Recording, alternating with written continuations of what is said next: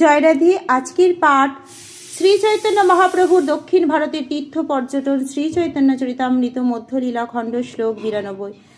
এক দিনেই চাতুর্মাস্য পূর্ণ হইল, কত ব্রাহ্মণ ভিক্ষা দিতে না পাইল।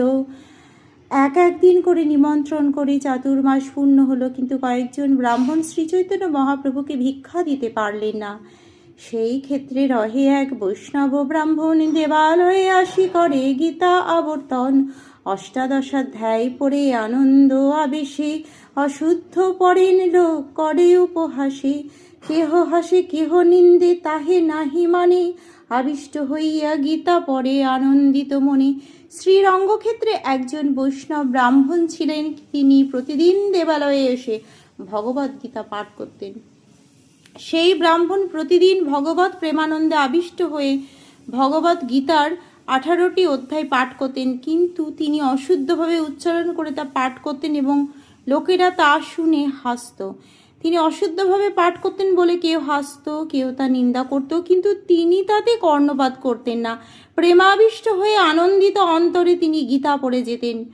পুলকাশ্রু কম্প সেই যাবত পঠন, দেখি আনন্দিত হইল মহাপ্রভুর মন। ভগবদ্গীতা পাঠ করার সময় সেই ব্রাহ্মণের দেহে পুলক, অশ্রুকম্প, স্বেদ আদি সাত্ত্বিক বিকার দেখা যেত এবং তা দেখে শ্রীচৈতন্য মহাপ্রভু অন্তরে অত্যন্ত আনন্দিত হলেন। মূর্খতাবশত যদি সেই ব্রাহ্মণ যথাযথভাবে ভগবদ্গীতার শ্লোক উচ্চারণ করতে পারতেন না, কিন্তু তবুও ভগবদ্গীতা পাঠ করার সময় তিনি অপ্রাকৃত আনন্দে বিহ্বল হতেন এবং তার সঙ্গে সমস্ত সাত্ত্বিক বিকারগুলি দেখা যেত। ভাবের সেই সমস্ত লক্ষণগুলি দর্শন করে শ্রীচৈতন্য মহাপ্রভু অত্যন্ত আনন্দিত হয়েছিলেন। তা থেকে বোঝা যায় যে পরমেশ্বর ভগবান ভক্তিতে সন্তুষ্ট হন, পাণ্ডিত্যে নয়।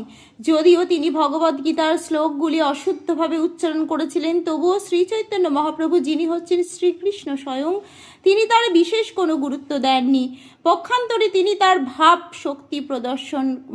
ভক্তি প্রদর্শন করে অত্যন্ত আনন্দিত হয়েছিলেন। শ্রীমদ্ ভাগবতে সেই সম্বন্ধে বলা হয়েছে, তদ্ভাগ্দি সর্গ জনতা ঘো বিপ্লব, যস্মিন প্রতি শ্লোকম বদ্ধ বত্তপি, নামান্নন্তস্য যশঙ্কিতানি যৎ, শৃণ্বতি গায়ন্তি গৃণন্তি সাধব।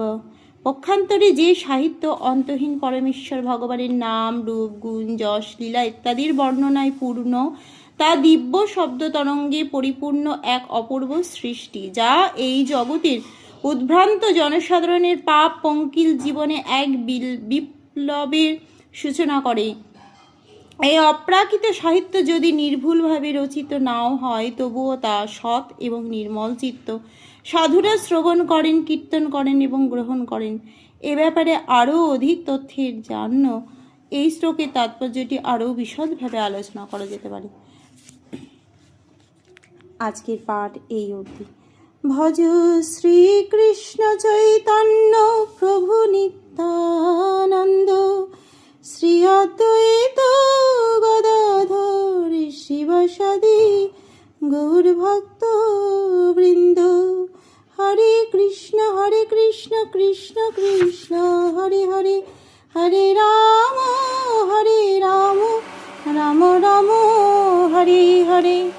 জয় রাধে জয় রাধে, জয় রাধে জয় রাধে, জয় রাধে।